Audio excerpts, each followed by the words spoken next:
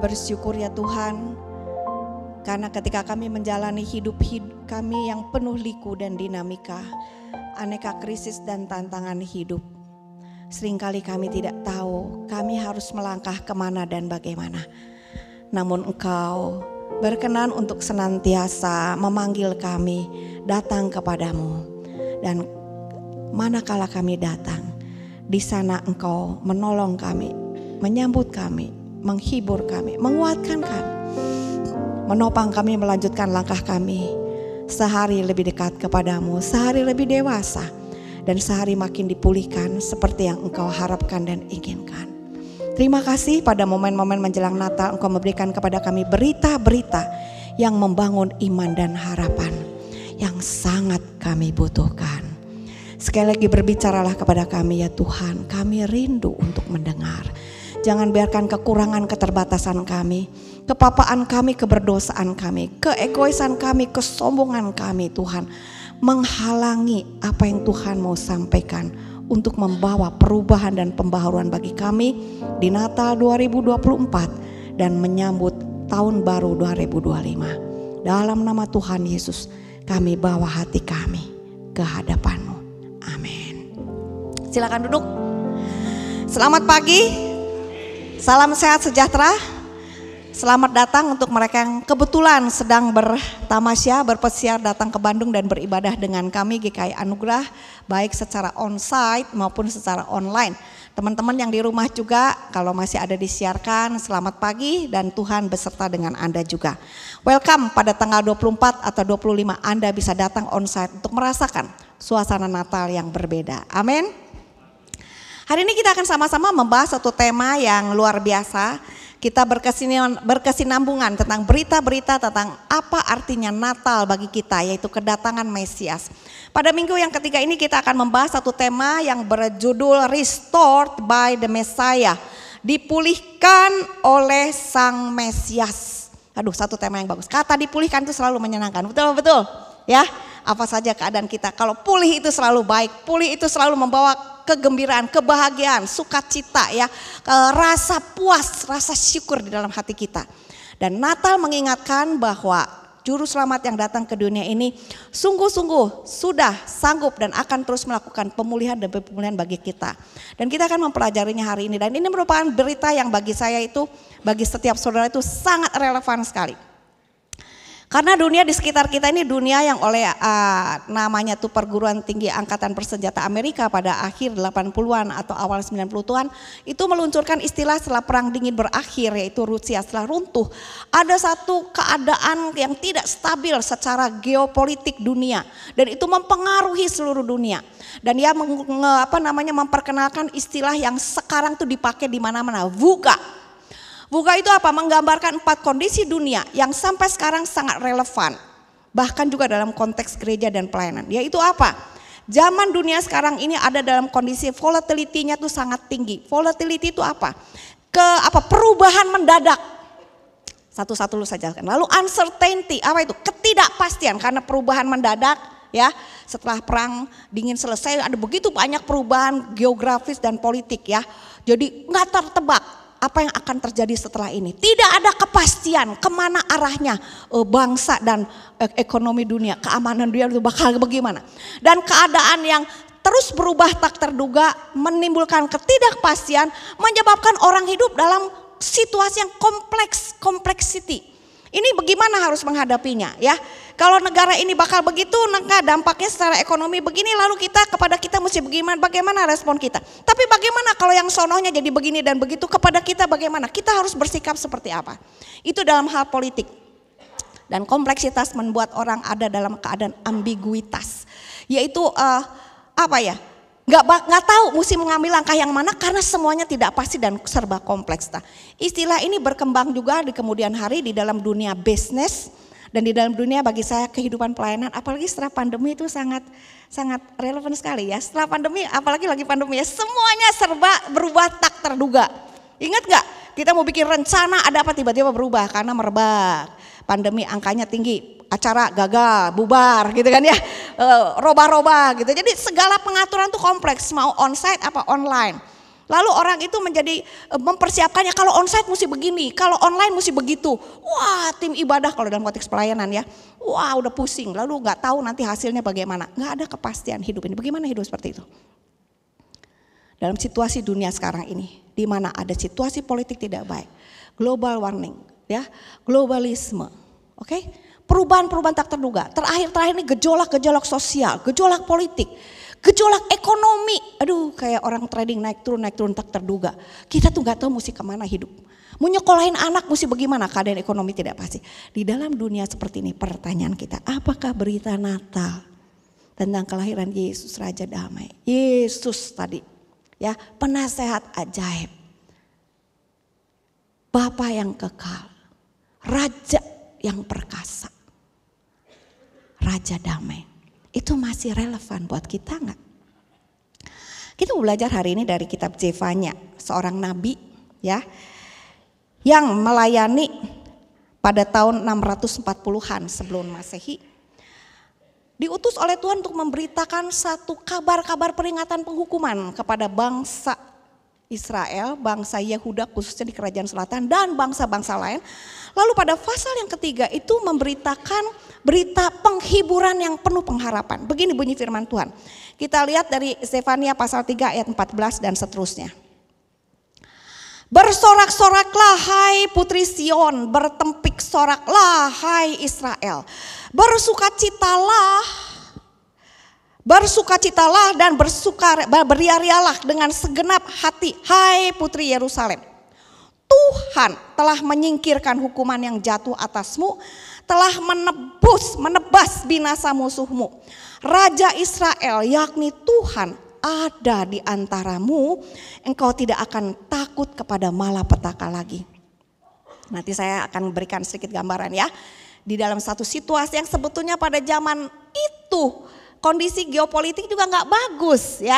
Dan pada waktu itu di tengah satu kerajaan utara sudah runtuh tahun 722 dan sudah mulai menekan pada zaman Hizkia. Kita tahu kerajaan Yehuda sudah diserbu ya, Yerusalem sudah dikepung dan disuruh menyerah. Dalam kondisi seperti itu mereka rasa musuh berkuasa. Apakah kita akan tetap eksis sebagai satu bangsa? Kita sebagai umat Allah di dunia ini bisa tetap hidup enggak? Tapi Tuhan memberikan firman ya. Tuhan akan melakukan bagiannya, menyingkirkan hukuman yang jatuh atas mereka karena mereka sudah melanggar firman Tuhan, meninggalkan Tuhan, menyembah berhala, mengikuti hal-hal yang tidak berkenan kepada Tuhan. Dan di situ dikatakan Tuhan ada di antara kamu. What a wonderful message ya. Engkau tidak akan takut lagi kepada malapetaka. Pada hari itu akan dikatakan kepada Yerusalem, janganlah takut hai Sion. Janganlah tanganmu menjadi lemah lesu kalau kamu sudah berjuang, bertempur, memperjuangkan hidup, melawan musuh, melawan tekanan-tekanan lingkungan dan lain sebagainya. Kamu udah capek. Maka firman Tuhan berkata melalui Nabi Zefanya, janganlah tanganmu menjadi lemah lesu. Tuhan Allahmu ada di antaramu sebagai pahlawan yang memberi kemenangan. Dia bergirang karena engkau dengan sukacita. Dia memperbaharui engkau dalam kasihnya. Dia bersorak-sorai karena engkau dengan sorak-sorai. Seperti pada waktu pertemuan raya. Aku akan mengangkat malapetaka daripadamu sehingga oleh karenanya engkau tidak lagi menanggung celah. Sesungguhnya pada waktu itu aku akan bertindak terhadap segala penindasmu. Tetapi aku akan menyelamatkan yang pincang, mengumpulkan yang terpencar dan akan membuat mereka yang mendapat malu menjadi kepujian dan kenamaan di seluruh bumi. Pada waktu itu aku akan membawa kamu pulang, yakni pada waktu aku mengumpulkan kamu. Sebab aku mau membuat kamu menjadi kenamaan dan kepujian di antara segala bangsa di bumi dengan memulihkan keadaanmu di depan mata mereka. Sampai demikian pembacaan firman Tuhan. Kita berbahagia kalau kita bukan cuma orang yang rajin baca firman, tetapi merenungkan dan melakukannya dalam kehidupan kita. Amin. So, bagaimana kita mengerti kitab Zefanya yang memberitakan satu nubuat penuh pengharapan setelah rentetan nubuat tentang penghukuman bagi bangsa Israel, bangsa Yahudi, orang Yehuda dan juga bangsa-bangsa lain di sekitarnya ya. Kalau kita mengerti sifat daripada nubuatan para nabi di perjanjian lama, itu sifatnya itu seperti gambar begini. Jadi ini adalah gambaran Nabi Zefanya memberikan berita profetik ya. Di tempat dia berdiri dia melihat bangsa Yehuda, karena Israel atau kerajaan utara sudah dalam pembuangan. Dan terhitung bangsa Yehuda yang dianggap sebagai satu cikal bakal kelahiran Yesus Juru Selamat itu, bangsa Yehuda itu akan mengalami 70 tahun masa penghukuman karena mereka sudah memiliki kehidupan yang meninggalkan Tuhan. Tetapi Tuhan menjanjikan satu hal yang baik, yaitu apa? Mereka akan kembali lagi. Nah, bagi mereka itu sudah merupakan pengharapan besar. Zefanya memberikan berita tentang what's going on sekitar 70 tahun ke depan.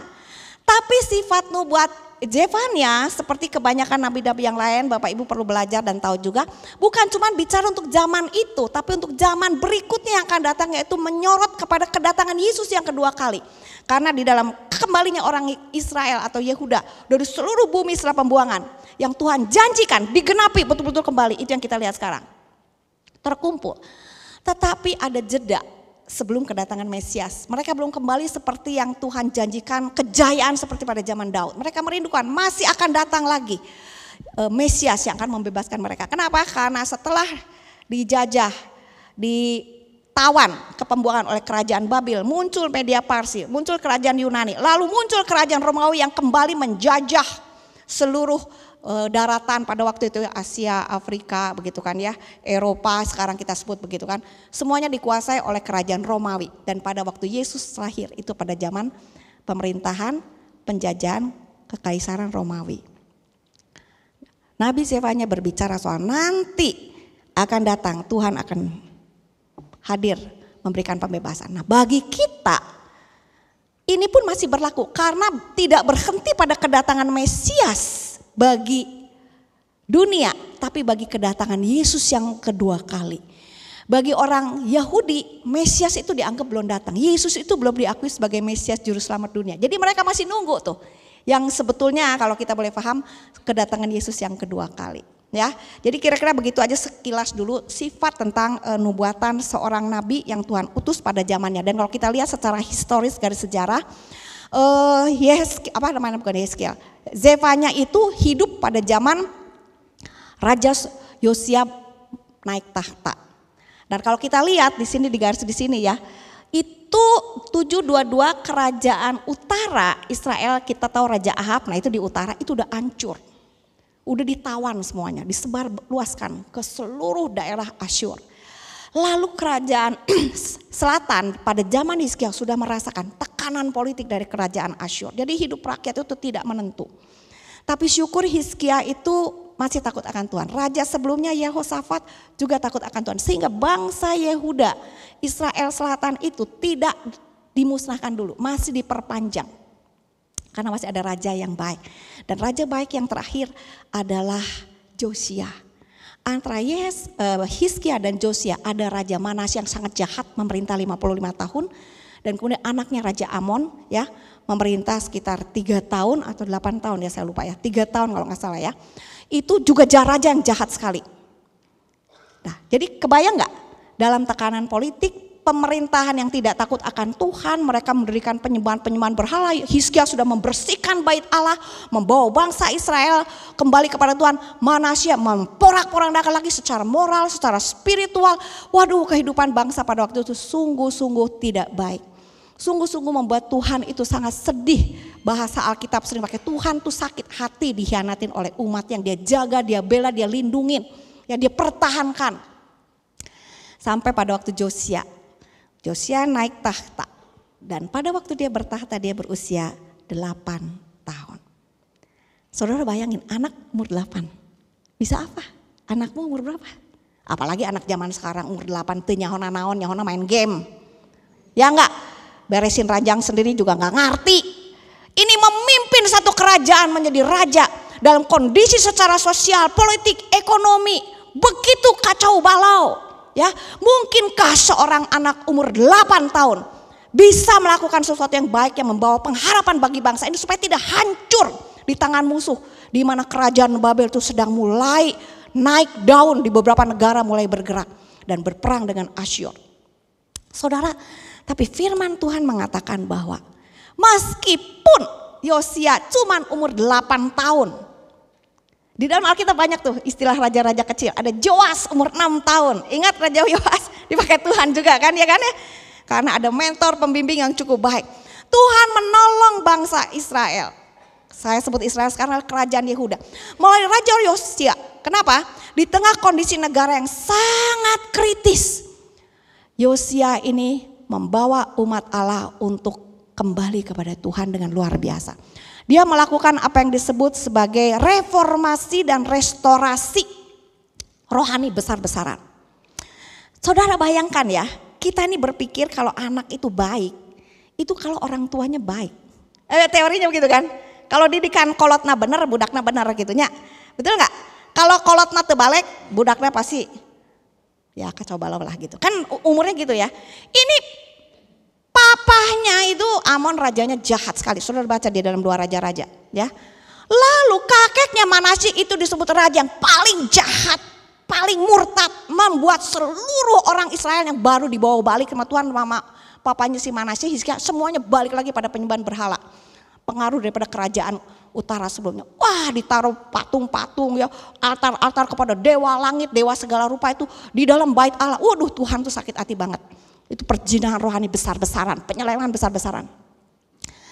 Dan Yosia memerintahkan para imam, para punggawa, para orang Lewi untuk melakukan pembersihan dari semua sisa-sisa yang dilakukan oleh kakek dan ayahnya. Patung-patung Asyera, Baal, penyembahan berhala yang sudah membuat Allah itu begitu marah dan murka.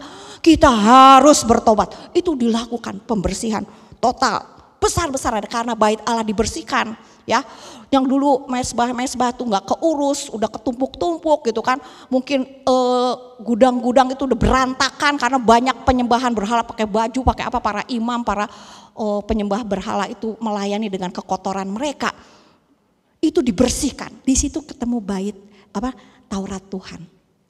Gulungan kitab yang pernah ditulis oleh Musa yang selalu harus dirawat di dalam bait Allah. Dan ketika Imam Hilkia menemukan itu, membawa kepada raja, mereka gemetar. Waduh, Tuhan marah nih dengan apa yang dilakukan orang Israel. Kita akan binasa seperti kerajaan utara. Mesti bagaimana? Kasih tahu sama raja.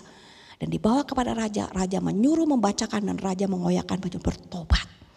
Dia melakukan restorasi pertobatan. Dia bilang kita sudah sangat berdosa kepada Tuhan.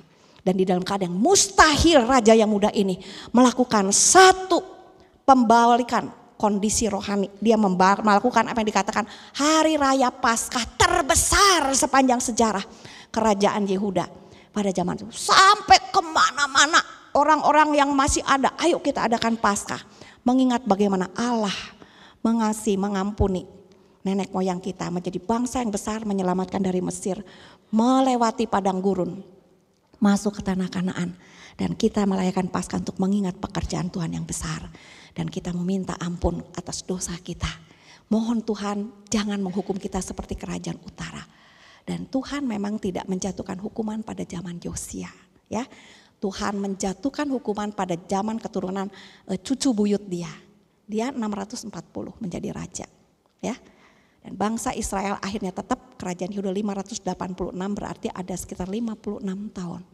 Tetap musnah karena kerusakan moral dan spiritual yang dilakukan oleh nenek moyang mereka, yang dihidupi oleh rakyat, dan yang oleh Raja Yosia mencoba dikembalikan, itu belum berhasil membawa mereka 100% berbalik kepada Tuhan. Begitu Yosia meninggal, pemimpin-pemimpin penggantinya kembali membawa orang Israel meninggalkan Tuhan. Tapi pada zaman itu waktu Zefanya bernubuat, dan pada waktu Yosia menjadi raja, apa yang mustahil? Janji pemulihan Tuhan yang kayaknya tuh terlalu muluk-muluk terjadi pada zaman Yosia.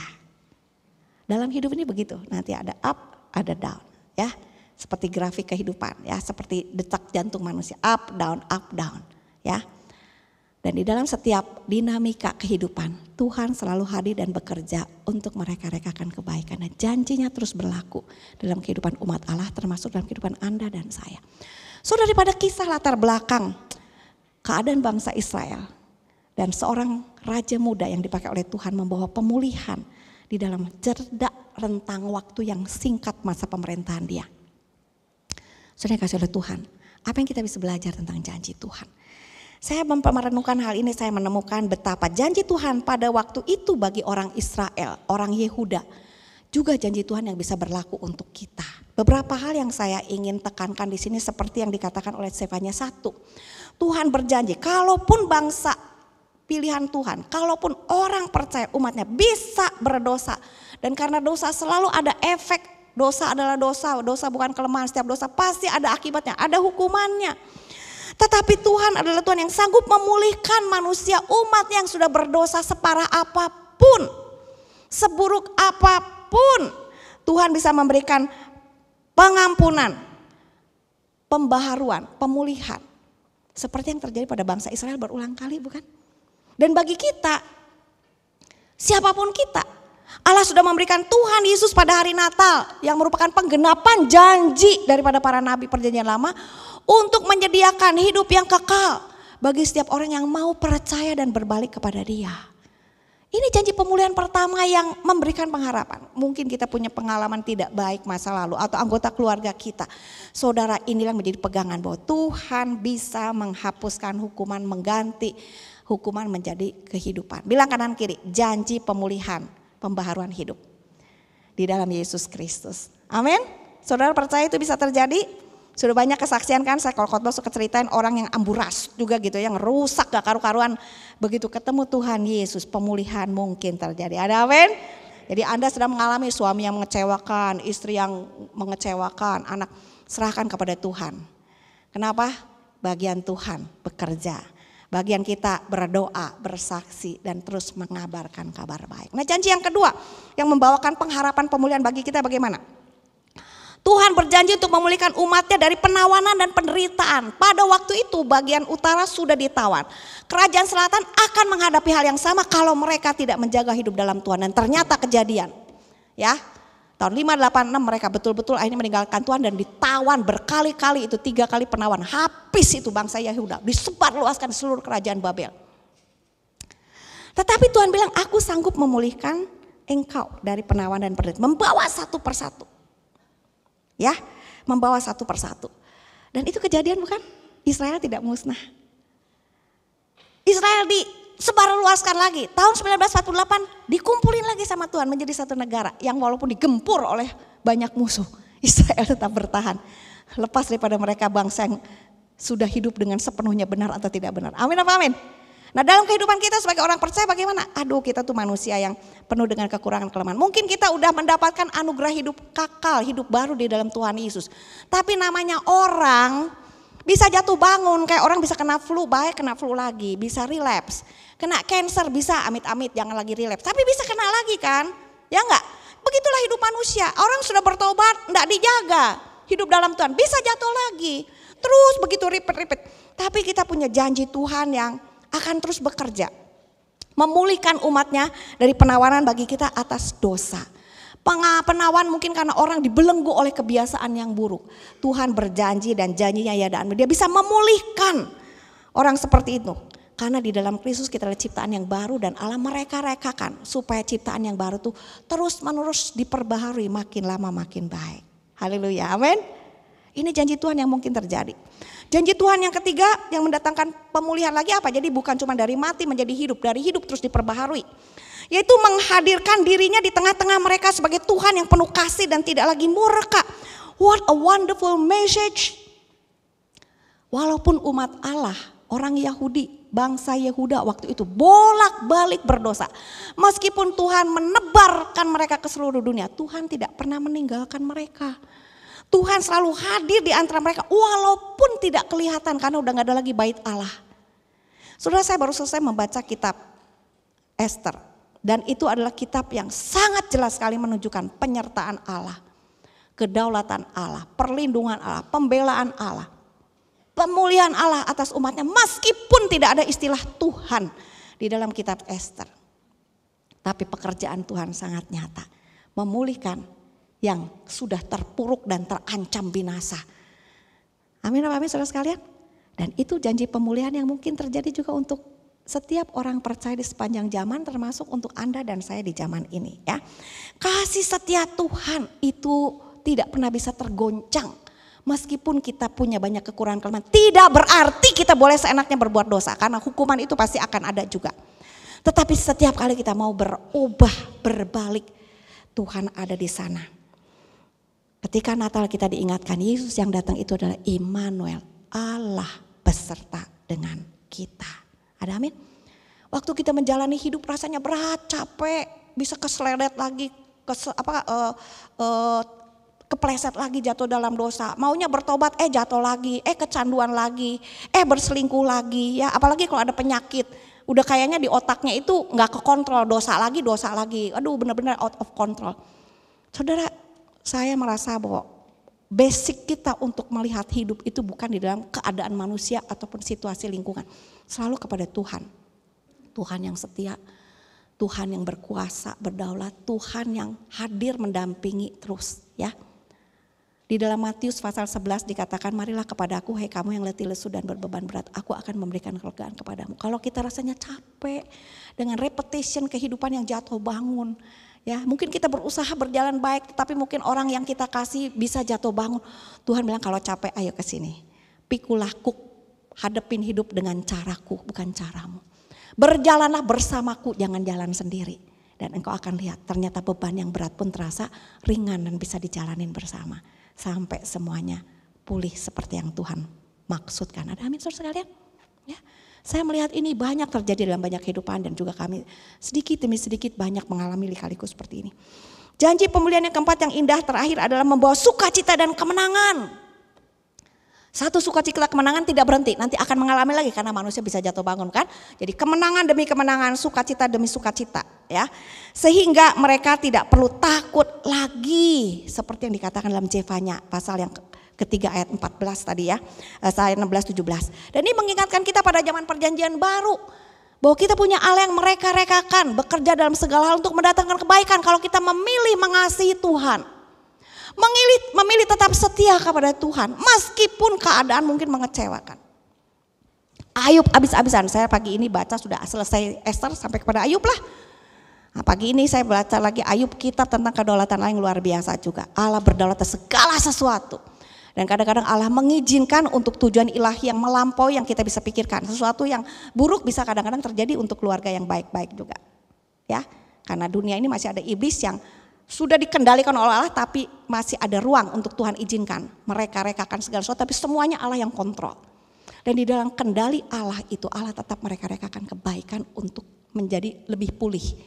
Ayub yang sudah sangat baik diizinkan dicobai dengan berat. Tapi Allah ada di sana.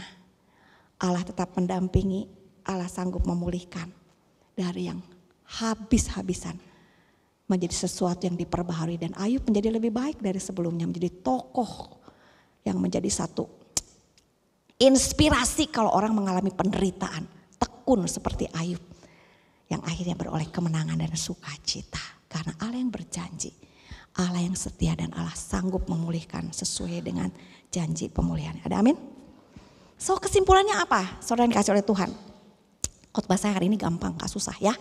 Janji Allah dan kita apa? Satu, pemulihan daripada keterpurukan atau akibat dosa itu selalu mungkin.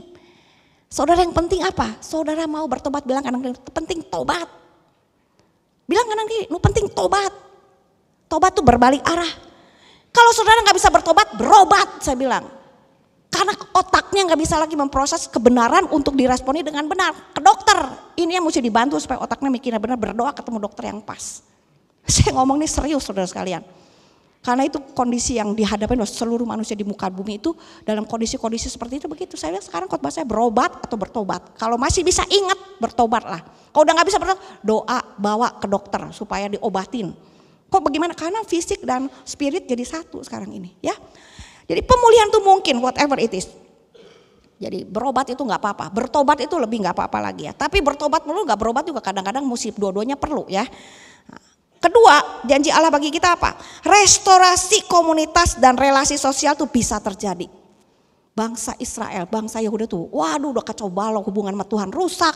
Hubungan sama sesama saling curiga ya, saling menjegal, saling membunuh, saling memanfaatkan, manipulasi. Tuhan udah marah.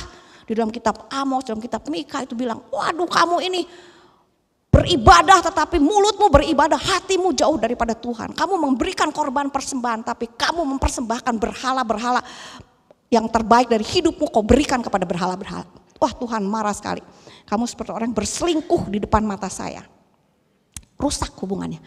Tapi janji Tuhan tentang pemulihan dan karya Allah di dalam sejarah orang Israel, di dalam kehidupan sepanjang sejarah, banyak orang percaya restorasi komunitas dan relasi sosial itu bisa terjadi.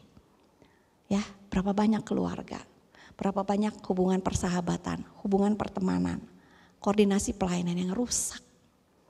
Tuhan bisa pulihkan ketika orang sekali lagi mau merendahkan diri untuk berdamai, untuk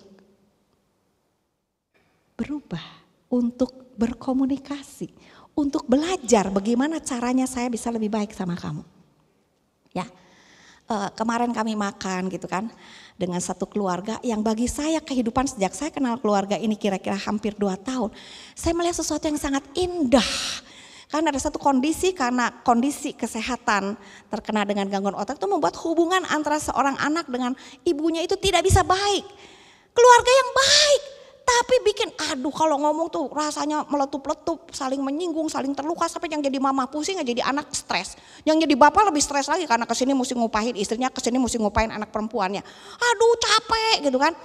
Tapi ternyata restorasi itu mungkin ya ketika kita mau datang kepada Tuhan dan bukan cuma datang kepada Tuhan, mau belajar tentang what's going on. Apa kondisi sebetulnya yang dihadapin oleh keluarga ini. Sakit apa? Oh sakitnya mesti pergi ke dokter dan gak apa-apa pergi ke dokter. Kakak pergi ke psikiater gak apa-apa. Satu komunikasi yang normal, sehat dan indah. It's possible. Ya, bisa terjadi. Penghiburan dan pengharapan di tengah penderitaan itu selalu tersedia. Ketika kita menjalani masa penantian, Tuhan memulihkan kita. Aduh saudara itu sakit, itu capek. Tadi tangannya udah letah, jangan takut, Tuhan hadir, Tuhan ada. Yang penting kita tersedia, engeh. Saudara di kelas saya itu saya biasanya memang ada sesi yang diharuskan mencari orang yang punya pengalaman langsung untuk berbagi kisah hidup. Dan saya sudah minta izin sama yang bersangkutan, saya pakai inisial, bukan orang Bandung jadi gak usah dicari-cari siapa mereka ya. Kisah restorasi di dalam kehidupan R dan L, sepasang suami istri. Yang istrinya itu menyandang sebetulnya dari muda ya, bipolar. Jadi dia juga tadi nggak berasa dirinya sakit. Dia pikir mungkin saya punya sifat kurang bagus begitu aja. Jadi kalau dia marah dia bisa lari, meninggalkan semuanya gitu kan. Lagi pacaran juga kata sekarang suaminya begitu. Kadang-kadang lagi naik pacaran, lagi naik motor. Kalau udah marah dia loncat dari motor, gak peduli tuh, kabur aja gitu. Bilang nih calon istri saya ini adatnya jelek juga ya. Tapi dia cantik, pintar dan sebenarnya rohaninya bagus. Jadi diterima aja tetap dikawin gitu. Jadi bukan karena sudah ada apa-apa, memang karena cinta gitu kan. Dan setelah hidup kadang-kadang kalau lagi marah tuh ampun-ampunan sampai anak juga terluka. Sampai setelah pernikahan kira-kira 15 tahun sang istri merasa gua nih kayaknya ada masalah kok lagi maniknya muncul kok enggak emosinya tinggi, marah-marahnya tuh meledak-ledak segala aja keluar dari mulut. Padahal dia seorang yang melayani Tuhan loh. Pintar, aktif. Itu dia aduh kenapa begini ya. Bukan dia gak melakukan firman Tuhan. Ya, dia bilang saya harus ke dokter. Kalau dia keluar belanjanya, kalau dia belanja, dia bilang bisa beli baju, sepatu berapa set. Itu beneran, kemarin dia kesaksian di grup. Dan bagaimana menjadi suami ini dia harus bersabar. Tadinya kesel, marah. Tapi gak berani mikir mau bercerai. Karena apa yang disatukan Tuhan tidak boleh dipisahkan manusia. Karena kan janji apa? Waktu sehat atau sakit. Nah dia sebetulnya sakit kondisi begini. Cuma sakitnya sakit gangguan otak. Saudara luar biasa dia bilang, waktu saya tanya, Pak bagaimana? Setelah sekian tahun saya merasa meskipun belum perubahan seperti yang diharapkan, tapi Tuhan itu baik selalu hadir dan menolong kami. Saya bisa, lalu gimana sekarang perbaikannya? Ya sekarang saya ini kan terus ke dokter minum obat. Jadi kalau biasa kalau nggak minum obat itu, kalau mau marah, kalau lagi malas nggak mau ngapa-ngapain, mau marah-marah, mau malas, mau disuruh bangun juga nggak bisa. Kalau udah minum obat, walaupun tahu malas, ini sekarang saya ini lagi masa depresi dia, tapi saya bisa melakukan tugas tanggung jawab saya. Ya, nah, sekarang saya tahu kalau dulu saya kan punya penghasilan sendiri, kartu kredit saya nggak boleh pegang sekarang. Akses ke keuangan keluarga ditutup sama suami. Dan saya gak keberatan, ini pertobatannya, ini kerendahan hatinya. Sehingga pemulihan terjadi. Mereka berbicara dengan, saya lihat dari bahasa tubuhnya itu bukan dibuat-buat ya. Saya pernah berjumpa langsung di Jakarta karena pernah diundang khotbah juga bicara soal hal ini di gerejanya. So saya melihat restorasi itu mungkin terjadi bahkan dalam situasi yang sangat sulit dan mustahil. Dan sangat menyesakkan dada dan bisa terjadi sehari-hari. It's possible. Amin. Pertanyaannya adalah apakah kita yang terpanggil untuk mengalami pemulihan dan menularkan pemulihan itu dalam keseharian, kita bersedia dan tersedia untuk dipulihkan Allah dan dipakai oleh Allah dalam kehidupan keluarga kita. Dalam kasus contoh R dan L, sang istri mau ke dokter, sang suami mau mendampingi dan mensupport. Ya, sang istri tahu karena sakitnya dia ada sesuatu yang out of control. So lagi out of control bagaimana? Dia sadar dia tidak boleh pegang uang. Walaupun dia bekerja punya penghasilan. Dan lagi dia emosi, dia lagi depresi. Anak-anak dan suami ngerti, kasih dia ruang istirahat, tidak usah. Gimana sih mami ini sok rohani pelayan, kalau emosi, kalau malas itu keluar gak mau keluar berhari. Enggak, mama lagi perlu istirahat. Koordinasi yang baik mereka tersedia, mereka bersedia and becoming a very beautiful family. Saya lihat God bless you, I enjoy, I hear, I feel. Saya lihat, saya menikmati kehadiran Tuhan dalam rumah tangga kan, walaupun keluarganya hidup dalam kondisi yang tidak sempurna. Sekarang mereka sedang sibuk pelayanan dan punya karier masing-masing berjalan dengan baik. Ajaib gak saudara sekalian? Itu pemulihan yang Tuhan kerjakan hari-hari ini. Sampai kita semua disempurnakan waktu bertemu dengan Yesus Kristus. Amin. Ya. Dan yang terakhir, kalau kita rasa kadang-kadang capek, yang namanya orang hidup, meskipun ada pemulihan dan perbaikan, kalau terulang lagi itu bisa capek. Kita bersyukur. Kenapa? Kehadiran Tuhan yang menjadi jaminan kekuatan kita. Penyertaannya bilang, mari kepadaku yang letih lesu. Ayo jalan bersama aku ya. Tuhan akan hadir sebagai sumber kekuatan. Natal bilang, dia akan lahir disebut Immanuel. And that's true. Itu ya dan amin. Amin saudara sekalian. Apa yang menjadi pergumulan saudara di dalam akhir 2024 ini? Kehidupan keluargamu, ekonomi, kesehatan, rumah tangga, masa depan anak, hubungan dengan sesama, masalah pekerjaan. Gak ada orang yang gak ada masalah. Saya selalu bilang dan banyak pengkhotbah bilang, yang gak ada masalah itu di mana? Di Cikadut, di Pandu, di Cipageran, di mana lagi? Di apa yang baru-baru sekarang tuh di Lestari. Kalau saudara masih mau hidup ini ada masalah. Tetapi it's okay. Karena Tuhan punya janji pemulihan yang berlaku untuk setiap kita. Amin. Tersedia gak? Bersedia gak untuk selalu datang kepada Tuhan? Untuk belajar bagaimana hidup membereskan apa yang tidak beres dengan diri kita. Karena kita hidup di dunia berdosa dan kita manusia berdosa. Sejauh kita datang kepada Tuhan. Tuhan ya dan amin. Dia Immanuel. Allah yang perkasa. Bapa yang kekal. Penasehat yang ajaib. Raja damai. Mari kita berdoa. Bapa Surgawi, kami bersyukur berterima kasih sekali lagi Engkau mengingatkan pada momen Natal ini. Janji pemulihan yang Engkau beritakan ratusan tahun yang lalu. Ya 2000 plus sekian yang lalu Tuhan. Melalui para nabi dan hari ini kami belajar melalui Zebanya. Itu berlaku bukan cuma untuk orang Yehuda di sana pada masa pra pembuangan.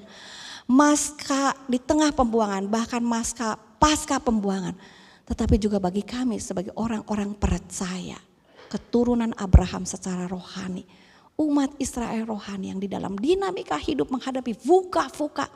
Volatilitas yang tinggi, ketidakpastian, kompleksitas hidup, ambiguitas hidup yang seringkali membuat kami capek, letih, kadang-kadang hampir putus asa Tuhan. Thank you, Engkau berjanji untuk tetap hadir, menolong, memimpin kami dengan segala kedaulatan, hikmat, kasih karunia-Mu. Mengalami pemulihan demi pemulihan, menuju kepada perbaikan, sampai kami disempurnakan. Waktu kami berjumpa muka dengan Tuhan. Berkatin umat-Mu Tuhan di tempat ini, dengan segala pergumulannya. Tidak menjadi lemah dan lesu, tetapi menguatkan hati, bertekuk lutut di bawah salib Yesus. Membuka tangan, mencari pertolongan, menerima bantuan, dan bersedia belajar untuk sama-sama mengalami karya Tuhan dalam proses belajar kami. Dalam nama Tuhan Yesus, hamba-Mu berdoa buat setiap orang yang hari ini mendengarkan berita pemulihan Allah. Amin.